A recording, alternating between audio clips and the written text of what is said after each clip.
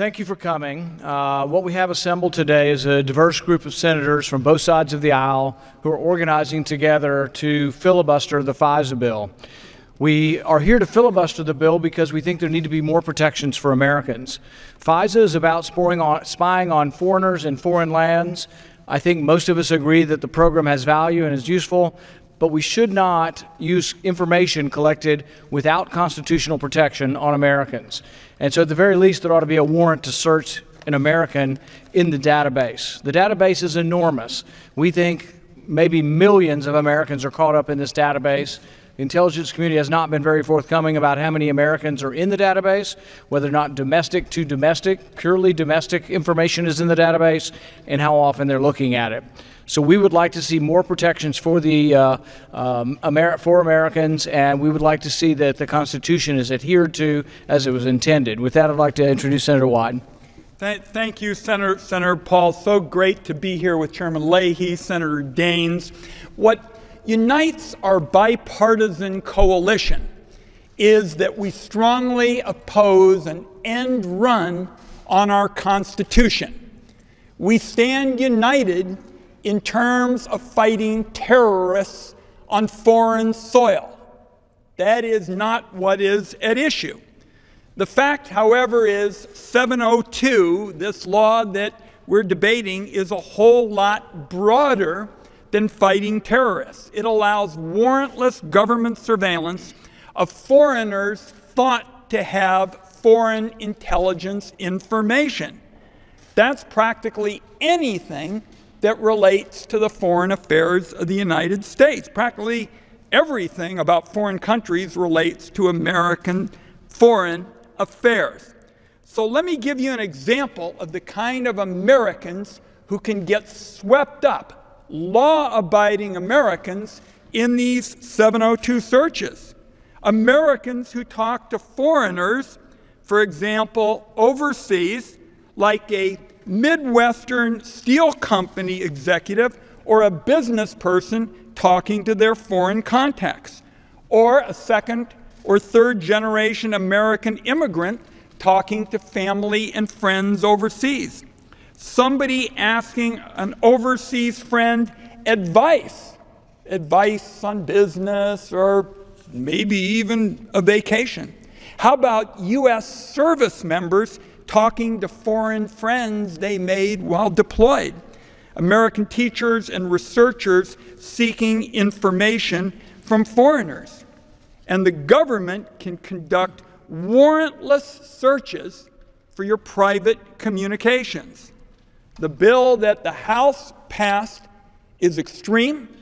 In some particulars, it actually goes backward, and we are united especially in saying that a bill of this importance ought to be open to a real Senate debate, not a blast through the Senate on the most extreme procedure possible. No amendments, no discussion, our way or the highway.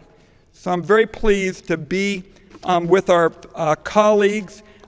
Chairman Leahy, Senator Warren are both here, and Senator Daines, if it's acceptable to Senator Warren. Would you like to go first? You want me to go? Sure. Yeah, fine. Good. I'd be glad to. I have plenty I want to say.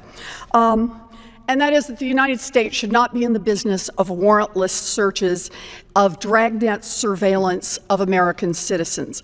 I am here today to join my colleagues, Republicans and Democrats, because we need reforms to our intelligence programs to achieve two goals. First, better protections for Americans' privacy, and second, more accountability and transparency. I am deeply troubled by the Trump administration's reckless disregard for the rule of law and repeated attempts to flout our Constitution. But I want to be clear about this issue. Opposing warrantless mass surveillance is not a partisan issue. It is not just about which party controls Congress or which party controls the White House. That's why I am glad to be here today with people from both sides of the aisle. The Section 702 program was passed because our intelligence community needed new 21st century tools to obtain critical information about foreign threats to our national security. But far too often and for far too long, these programs have been turned into a back door to monitor the emails and the phone calls of American citizens who are not national security threats. And that's why Congress must step up and put guardrails in place that ensure that Section 702 is used for its intended purpose, to keep us safe from foreign threats. I've joined the other senators here today in supporting Senator Wyden's USA Rights Act to establish new privacy protections that make sure that our intelligence gathering is focused on achieving our national security goals without destroying our privacy rights. Until we take real, meaningful steps to protect the constitutional right to privacy and to add more accountability to the intelligence system, the Senate should reject reauthorization of Section 702. I am pleased to introduce Senator Daines. All right. Thank you, Senator Warren. As Americans, we're grateful that we are born with certain rights outlined in our Constitution under the Bill of Rights. One of them is protection from unreasonable searches and seizures, or the right to privacy. I think if we were able to speak with James Madison or Thomas Jefferson today and throw out the terms email, metadata, a cell phone, they'd have no idea what we're talking about. But trying to think through the lens and the principles of our protection of the Constitution, if we told them that that meant that our government could take information from a U.S. citizen, perhaps a letter, without a warrant, we may frame this in a way that I think Madison and Jefferson would have significant concerns over what's going on right now with Section 702. This week, the Senate will attempt to pass a bill that misses the mark on protecting this fundamental constitutional right. In response to attacks on American citizens and the values our nation stands for, the U.S. government has changed the way it tracks down terrorists. FISA is one of those changes, which allows the government to monitor certain conversations on the internet and on the phone without a warrant. Again, our founding fathers would have no idea what the internet meant, our phone meant, and it's responsible senators that need to look at the Constitution and ensure that these rights are protected. Congress intended for this program to target foreign terrorist suspects living on foreign land. It was intended to promote Americans' safety, Americans' freedom, but not to limit it.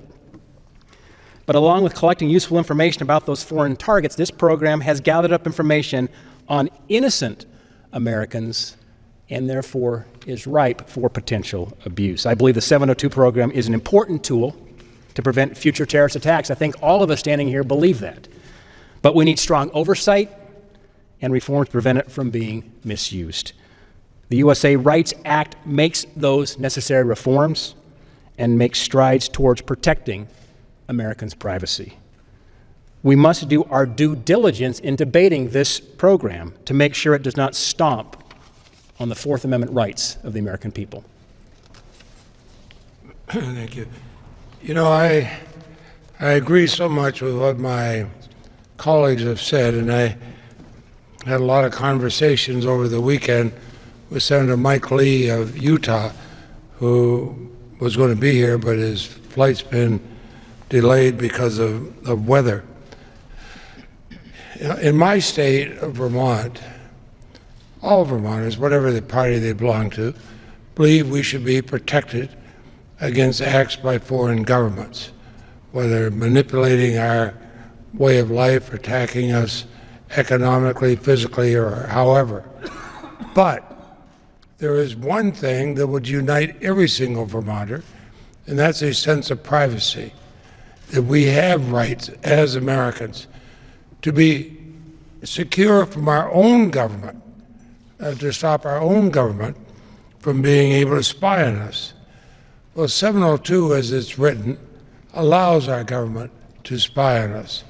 I was recently in Italy visiting my relatives in northern Italy. I wonder how many of my phone calls back and forth were getting swept up because I was calling somebody in Europe.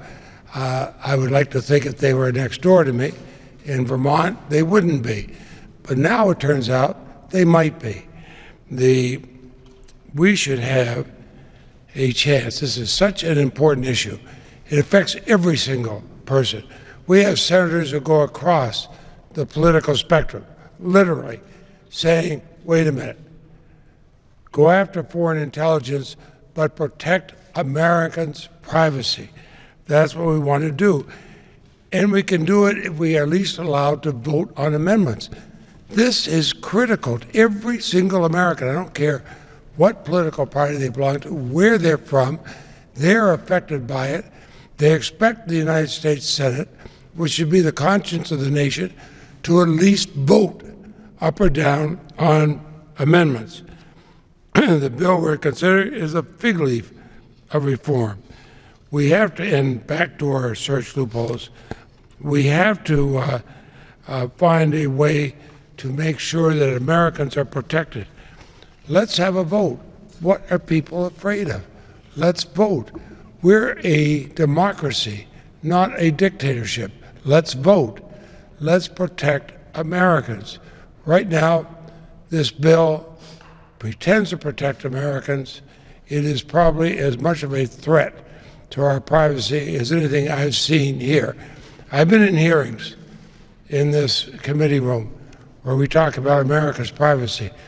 As a young law student, I sat in and watched hearings where we found out where even parts of our government had overreached in destroying people's privacy. And we've always said, whether it's to J. Edgar Hoover or anybody else, we have a right to our privacy in America. We fought a revolution for that. We have upheld a constitution for that. Let's not vote down a significant part of our own constitution. Well said, Patrick. Thank you.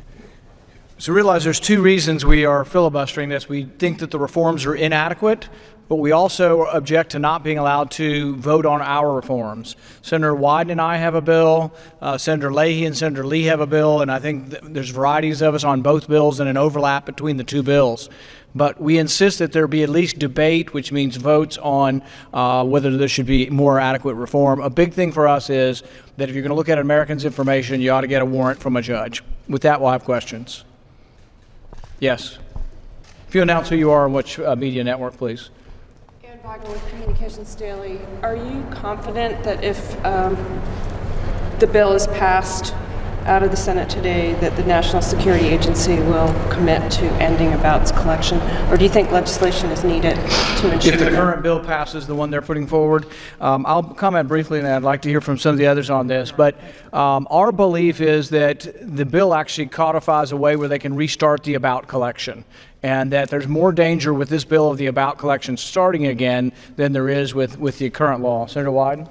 Just briefly, the history was, going back for years, we battled to put guardrails on abouts collection. Finally, the government acknowledged that they had gone so far, they had to move administratively to get rid of abouts collection.